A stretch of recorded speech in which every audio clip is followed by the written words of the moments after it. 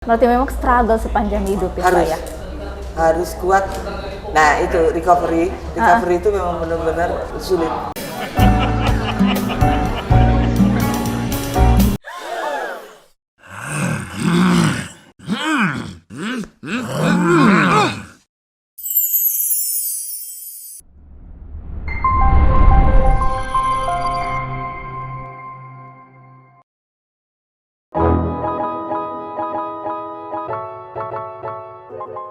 Hari ini kita kedatangan seorang tokoh wanita.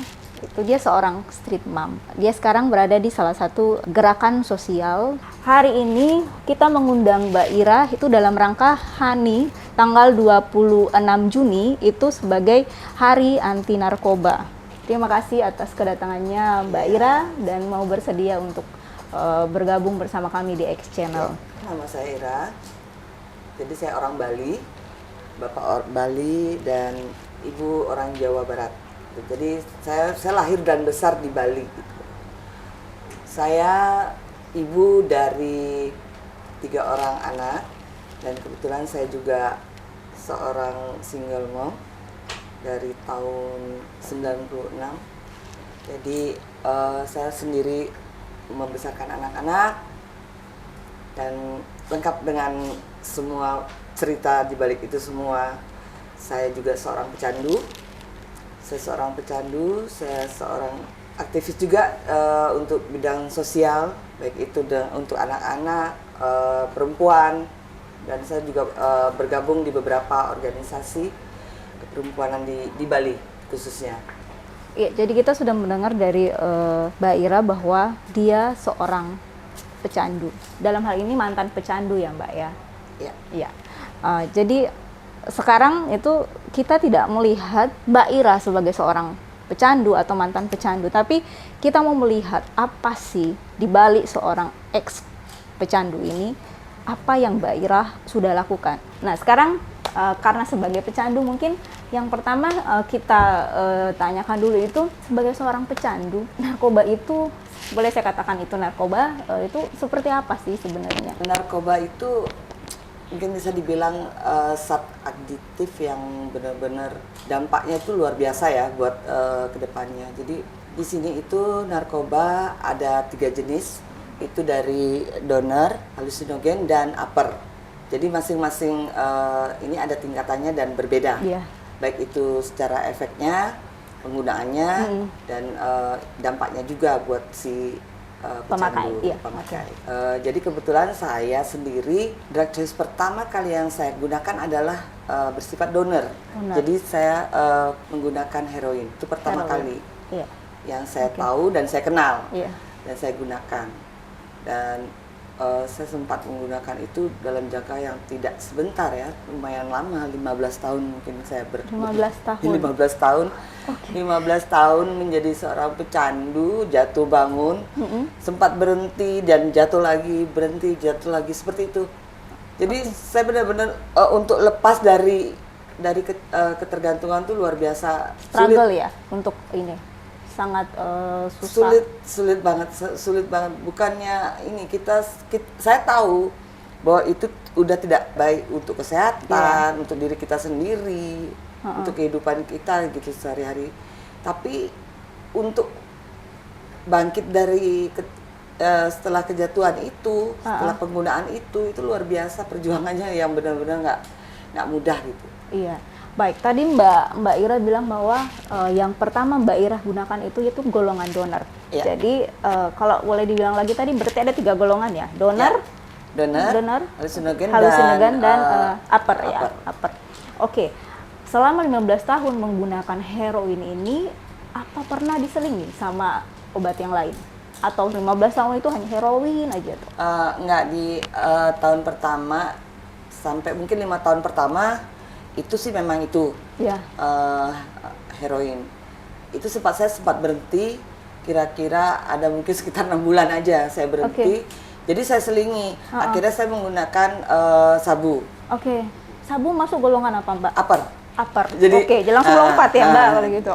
Tapi tetap feel-nya tuh saya dapatnya di heroin karena itu yang pertama kali saya tahu dan saya rasain. Jadi terus akhirnya saya pakai bisa double, dalam satu hari saya double pakai. Oke, itu Jadi pagi ganti saya ya? pakai heroinnya, sore saya pakai sabunya. Oke. Kalau Jadi benar-benar dibuat seperti itu waktu itu. Dan itu setahun. Oke, setahun seperti itu. Efek heroin apa yang Mbak Ira dapatkan, yang butuhkan pada waktu itu, dan apa efek sabu ya tadi ya itu? Kenapa dikombinasi seperti itu? Apa yang Mbak Ira pengen sih waktu itu? Kenapa mengkombinasi? Kenapa mengkombinasi? Iya. Karena awalnya pas waktu saya sempat break untuk heroin, itu kan saya larinya tuh ke sabunya ini, Iya. uppernya ini. Jadi saya akhirnya ngedapetin feel makainya aja, cara makainya. Jadi kalau kita bilang ritual makainya tuh, saya suka itunya aja. Sementara dampaknya sendiri saya nggak bisa menikmati. Oke. Karena berbeda jauh kan dengan yang namanya heroin. Kalau heroin kan Dampaknya apa Mbak kalau heroin? fly. Jadi nggak terlalu mikir apa, tidur seperti itu. Sementara sabu? Sementara sabu kan dia energik gitu. Jadi nggak ada rasa capek, nggak ada ini. Jadi pengen kerja, pengen ini. Sementara itu saya gunakan sore. Iya. Dan pasti kan malam saya harus ekstra ini gitu. Oke. Jadi nggak tidur. Kadang nyesel, ada rasa nyesel di situ. Kenapa gitu? Buat apa? Atau juga saya nggak bisa tidur, buat apa gitu, seperti itu. Waktu itu kebetulan saya juga nggak yang padat kayak gimana. Saya juga lebih banyak ke ibu rumah tangga ya waktu itu. Oke. Itu pertama kali saya pakai itu kan waktu itu masih posisi ada suami masih. Selama 1 tahun saya combine antara heroin. Heroin. Itu berjalan sampai 15 tahun atau bagaimana? Enggak, setahun. Itu setahun. Karena Jadi setelah itu saya kembali ke Putoya lagi. oke. Ke heroinnya itu. 1 tahun pertama heroin kombinasi putau, setelah itu Tahun pertama, sabu. Habis saya itu pakai heroin pertama kali kan heroin itu ada mungkin sekitar 5 6, tahun. Saya oke. sempat berhenti berapa bulan waktu itu, terus saya akhirnya kombinasi, saya pakai sabu dan akhirnya saya kombinasi antara sabu dan heroin. Oke. Selama setahun. Jadi dalam kurun waktu 15 tahun ini, kalau kita ngomong golongan yang dari donor sampai up itu, apakah Mbak Ira itu nyobain semua tuh? Semua. Masuk golongan halusinogen juga, saya nyoba. Cuma saya nggak dapet intinya di situ. Gitu. Nggak dapat feel-nya. Nggak dapet feel-nya. Jadi tetap feel pertama yang saya rasain ya itu heroin itu. Oke, baik. Itu Mbak Ira bagaimana menggunakan sabu ya, narkoba Itu semua ini pelarian sebenarnya. Akhirnya mencoba sabu, mencoba yang lainnya itu pelarian dari ketika saya break dari heroin. Berarti kalau saya menyimpulkan itu bisa dikatakan sebenarnya Mbak Ira pengen lari dari heroin, akhirnya nyoba yang lain, berharap bahwa tidak ketergantungan terhadap heroin ini ya. Berharapnya sih begitu lepas dari heroin saya ini, tapi nggak berhenti mabok, dalam artian kayak gitu kan jatuhnya. Jadi memang malah justru semakin terperangkap ya Mbak? Iya, tanpa kita sadarin itu justru akan menjerumuskan lebih dalam lagi. Tanpa kita sadari kan gitu. Oke, baik. Kalau begitu sebenarnya pertama kali Mbak Ira tahu narkoba ini dari siapa sih? Atau dari mana? Dari almarhum suami. Sebenarnya dari almarhum suami sih. Waktu itu saya benar-benar karena kurangnya edukasi, karena waktu itu juga edukasi tentang narkoba, dampaknya itu kan belum seperti saat ini. Jadi saya nggak tahu itu apa. Itu tahun kapan, Mbak? Kalau boleh tahu? 1993. 93. Ya. Iya. Jadi itu benar-benar saya nggak tahu itu heroin, itu yang namanya narkoba, kayak gitu. Saya nggak tahu. Gitu. Saya hanya dikasih coba, saya coba, bahkan saya nggak tahu efeknya seperti apa ke badan, dampaknya kayak gimana, saya nggak tahu. Akhirnya tahu-taunya saya sakit, kok udah saya dikasih lagi. Sembuh. Gitu. Jadi saya berpikir bahwa ini obat gitu. Oke. Ya, mungkin karena itu tadi, karena kurangnya edukasi tadi, tidak tahu sama sekali bahwa apa itu narkoba, apa itu heroin terutama ya waktu itu. Tuh. Jadi akhirnya lebih ke perangkap sendiri jatuhnya akhirnya gitu.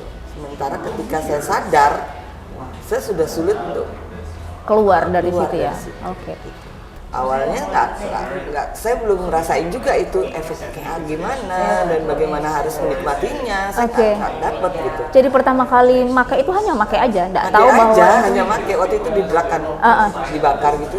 Jadi saya nggak tahu itu apa sih kamu nyari apanya nih, apa sih efeknya buat badan gitu loh. Akhirnya kesini akhirnya saya dapat fly-nya, dapat ininya, dapat saya makin ini dan tiba-tiba di cut gitu. Di situ saya baru ngerasain sakitnya luar biasa. Ketika badan sudah mulai nagih. Tadi kan Mbak Ira bilang bahwa Mbak Ira nggak tahu bahwa itu narkoba ya, obat yang ini. Kapan Mbak Ira sadar bahwa itu obat yang salah? Saya sadar itu narkoba setelah saya ngerasain sakit yang benar-benar sakit banget dan kan waktu itu dikasih lagi, saya ngerasain hilang, itu semua hilang, rasa sakit semua hilang, rasa sakonya semua hilang, dan saya ngerasa itu obat mujarab awalnya. Akhirnya setelah saya perhatiin, saya menganalisa sendiri gitu loh, kok setiap saya dikasih ini saya sembuh, tapi ketika saya nggak menggunakan ini kok saya sakit gitu.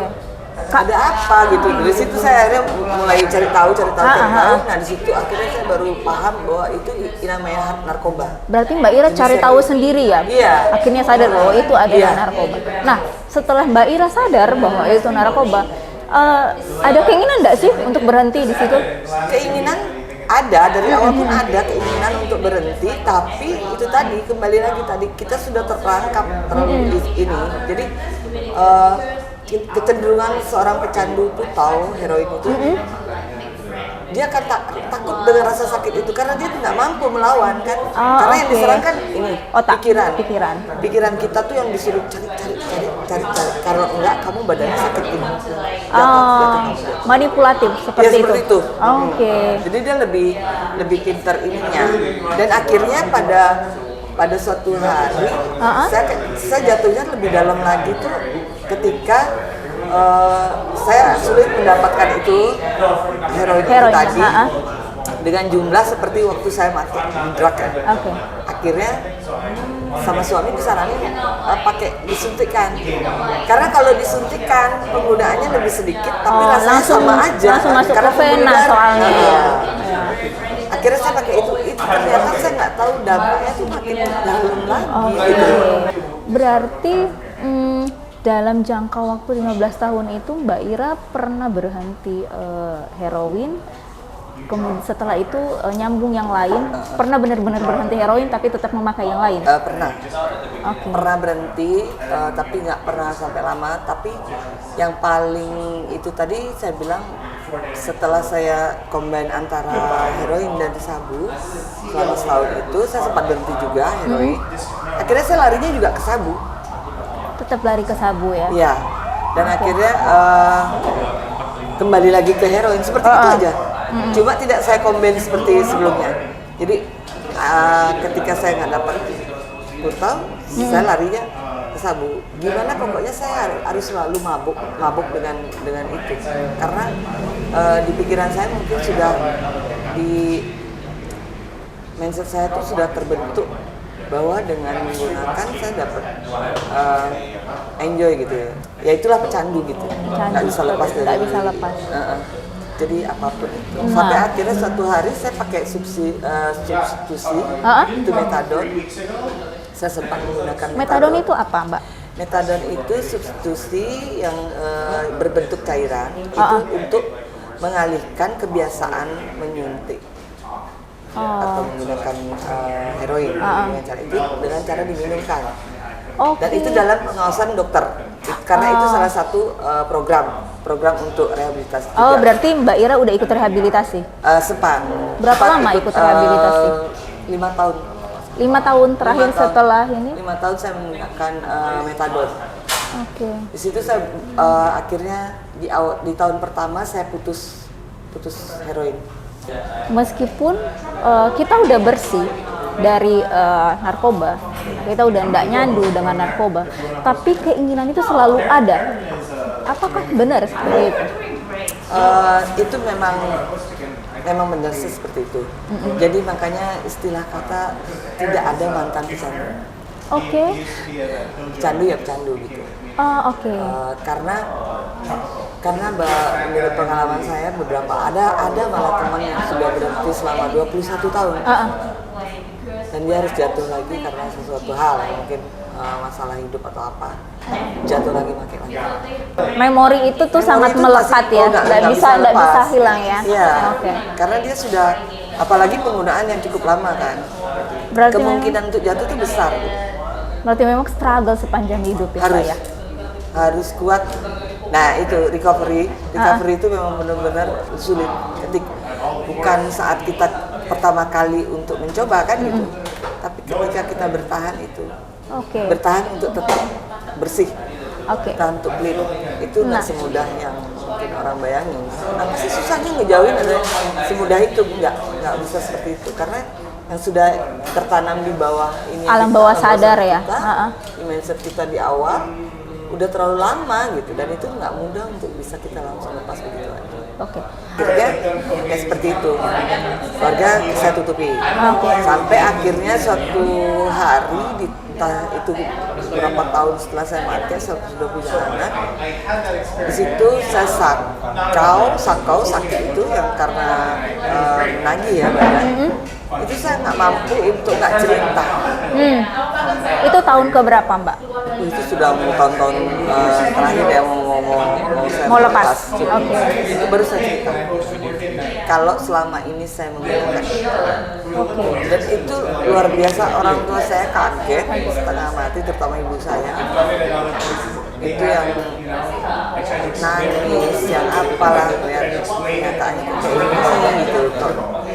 Ternyata anak saya selama ini sampai sebegitunya gitu menggunakan. Kebetulan ibu saya juga kan pensiunan perawat, jadi banyak obat yang dia tahu. Jadi dia ketika dia tanya obat apa aja yang sudah kamu pakai, saya cerita ini bisa sakit banget. Bagaimana perasaan Mbak Ira waktu ya ibunya ini, Mbak Ira cerita terus ibunya sedih seperti itu, reaksinya ibunya? Apa yang Mbak Ira rasakan pada waktu itu? Ya saya nggak bisa ngomong apa lagi ya, memang lebih baik saya terbuka kan. Saya nggak mau tahu nanti reaksi dia atau bagaimana tanggapan keluarga sama saya. Intinya saya sudah ngebuka gitu. Itu bagian dari bawah. Ini bagian karena saya sudah nggak mampu dengan diri saya sendiri gitu waktu itu. Akhirnya saya memutuskan untuk terbuka bahwa saya pakai. Atau kan Mbak Ira punya harapan, punya planning untuk berhenti seterusnya? Semua saya rasa punya harapan seperti itu ya. Siapa sih yang mau jatuh ke lubang yang sama terus-terusan gitu, enggak. Dan kita kan sudah merasakan pahit manisnya jatuh bangunnya benar-benar jadi pecandu. Enggak hanya itu, entah kita dapat stigma, diskriminasi, terus perekonomian juga, itu kan pengaruh semua. Jadi yang jelas pasti ada rasa keinginan untuk berhenti. Karena itu tadi saya bilang, kembali lagi kita sudah di mindset kita tuh sudah terbentuk bahwa make itu salah satu bagian dari udahlah, ketika kita berhenti tuh kayak ada yang hilang gitu. Karena itu sudah menjadi kebiasaan ya, dan itu bertahun-tahun tiap hari. Jadi ketika kita berhenti ada rasa ada yang hilang. Kurang. Mbak Ira pernah kepikiran bunuh diri enggak? Pernah sekali. Waktu itu karena benar-benar capek banget, capek, terus benar-benar kondisinya di situ sama-sama pemakai kan, dulu dengan almarhum dulu. Ya, jadi benar-benar ngerasa hidup buat apa gitu. Pernah sih mencoba. Udah mencoba waktu itu? Ya. Tapi gagal. Gagal karena digagalin sama kakak, ada kebetulan tahu gitu. Oh, berarti kakak pada waktu itu udah tahu Mbak Sudah Ira. tahu karena ada Mbak yang kerja di rumah juga. Lihat waktu itu, ngeliat saya masuk ke kamar dengan bawa sesuatu itu, racun itu. Jadi saya kunci apa? Untungnya dia enggak nih, si Mbak ini dia lari ke depan, gitu. Dia lari ke depan, dia kasih tahu kakak saya sama. Akhirnya kakak saya lari ke belakang langsung dobrak pintu. Pas saat itu saya sudah benar-benar mau minum. Oke. Berarti itu karena keluarga, akhirnya Mbak Ira lolos dari ini ya waktu itu. Itu kakak saya nomor 2 yang benar-benar support saya tuh, yang saya rasain itu kakak saya cowok. Nomor 2 itu memang benar-benar akhirnya dia yang dan dia juga yang memberitahu orang tua, orang rumah bahwa jangan dilepas. Seperti itu. Oke. Jadi kita harus rangkul. Dia justru dia memberikan support sistem itu ya. Iya, dia yang akhirnya membentuk support sistem dari keluarga itu dia yang mengedukasi orang tua, kakak yang lain gitu.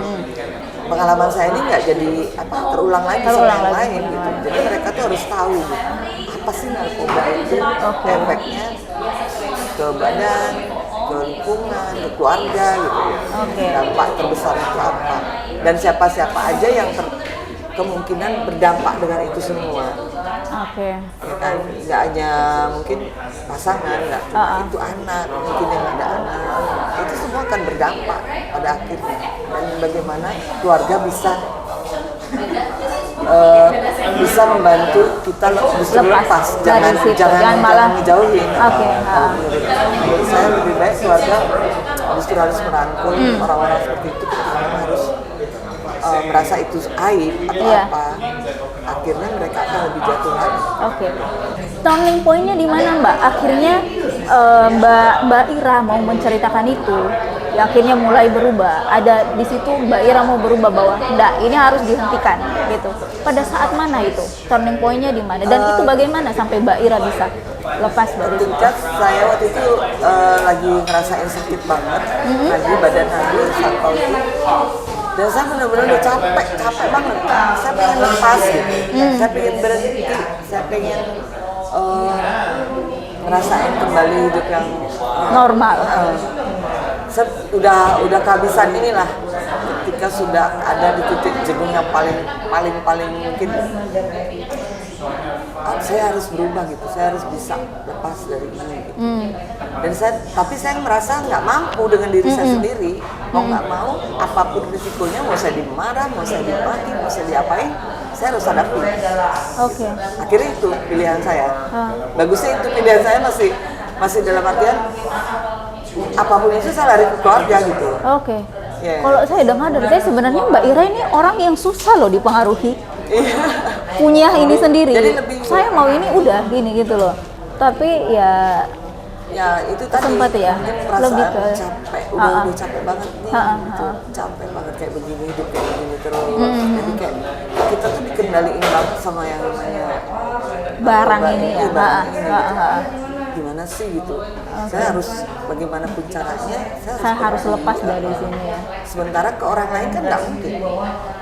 Siapa lagi gitu lah. Akhirnya saya berpikir itu sih. Ujungnya memang tetap ya di keluarga gitu. Keluarga akhirnya bagaimanapun juga keluarga itu, karena saya memang dari kecil bapak saya selalu ngingetin ya.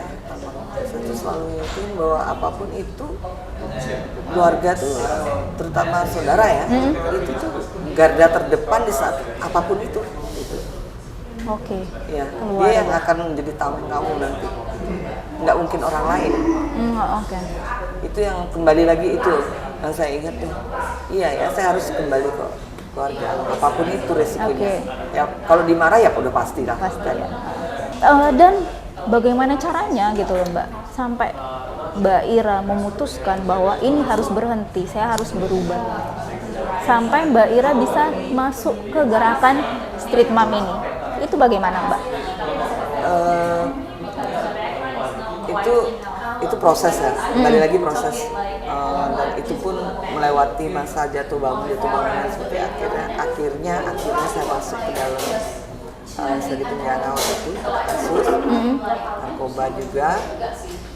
Itu awalnya penolakan dari diri sendiri, jadi kayak ada denial gitu yang kayak saya nggak di sini nih tempat saya, masih ada seperti itu.